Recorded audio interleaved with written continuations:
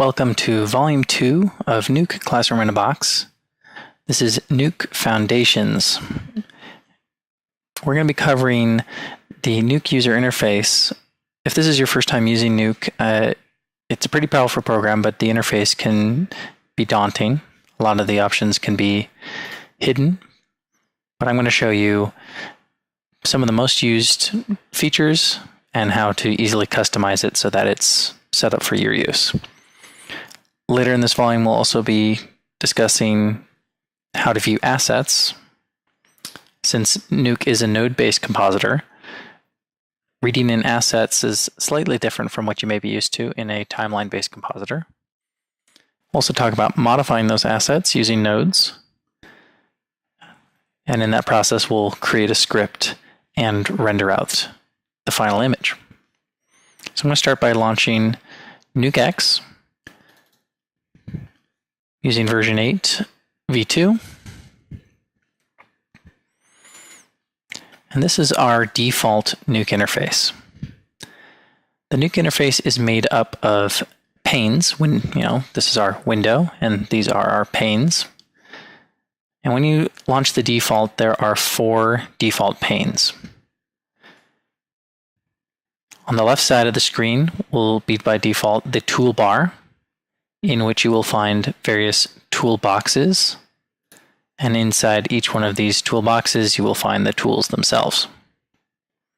And they're organized in a logical manner, and we'll go over those in a moment. Next to that, we usually have the viewer. This is where you're able to view your image or any of the nodes within your script. We also handle playback and have a multitude of viewing options here. Below the viewer, you'll find the node graph. The node graph is where you place your nodes and connect them using pipes to create a node tree or a process tree. A lot of the work will be happening in this node graph and be viewable in the viewer up here. And then the final pane is the properties panels. This is empty at the moment, but once we start creating nodes, the options that are available to that node will populate this properties panel. So these are the 4 main panes. Within the panes, however, there are additional tabs that allow us to temporarily switch over the pane to a different view. For example, in the node graph view, we can switch to the curve editor tab, and now this pane shows us an animation curve editor. There's also the dope sheet, also useful for timeline-based keyframe viewing. We'll be going over those in the animation chapters. Now, there are additional tabs that are just not visible in the default view. For example, in the Properties panel, we might want to add additional tabs that give us some additional information. We're going to use the Contents menu to enable these additional tabs. So simply by left-clicking on the Contents button, we see we have a few options on how to customize this particular pane. And each pane is going to have a Contents button, the viewer, the node graph, and even though it's hidden in the toolbar, if we right-click, we can get the Contents menu. I'm going to focus on the Properties pane now.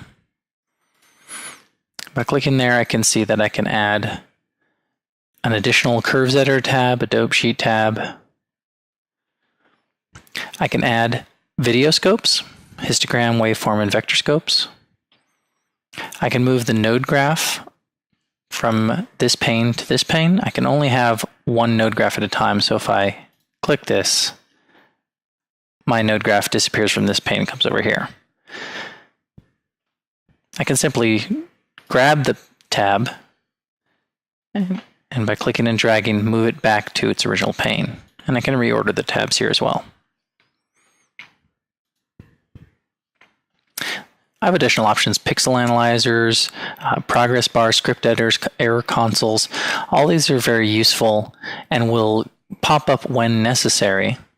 But if you are in the mood to customize your interface, you can enable them through this contents menu at any time. You can see that the panes can also be closed completely, or they can be separated from the main Nuke interface so that they float separate from the rest of the program. This can be useful if, for example, you have multiple monitors and you want to bring one of the panes to a separate monitor. One useful modification you might find here is to add one of the tabs that is normally only visible during a process and have it permanently visible.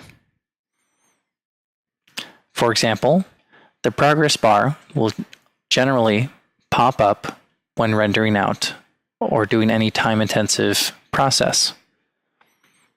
However, enabling it permanently in its own pane can make it so that you always know where to look if the program suddenly pauses while it processes.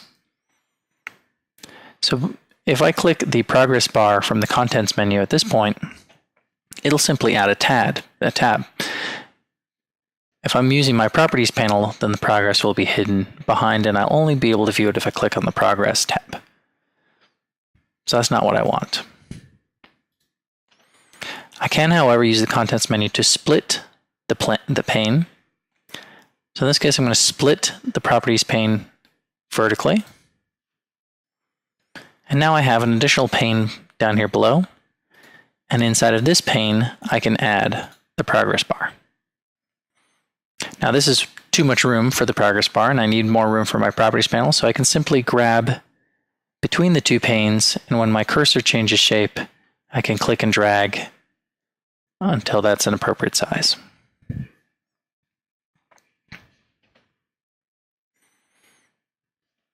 Now, if I like this setup, the next time I launch Nuke, it'll save this setup. But if I want to be able to switch to this and back and forth with other views, I might want to save this layout as a custom layout. And I can use that, the menu bar at the top and the layout menu bar in particular, to save to one of the default slots. So I'll go ahead and save this as layout 2.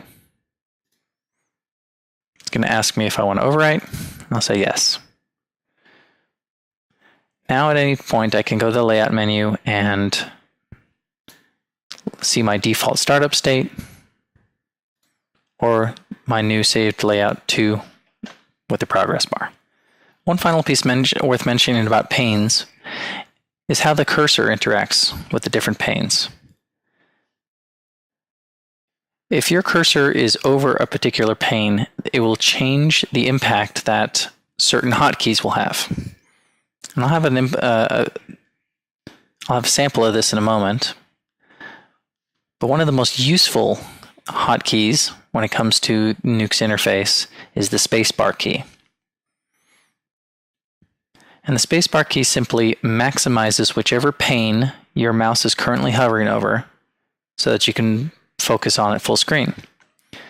So for example, with my mouse hovering over the viewer, if I hit the spacebar, now my viewer fills the entire Nuke interface. This is very handy for quickly maximizing your view of an image during an edit. However, I can do the same thing with a node graph, and this allows me to see a large compositing tree all without having to scroll around. Simply hitting space again will bring you back to your multiple pane view. So depending where your cursor is, those hotkeys have an effect.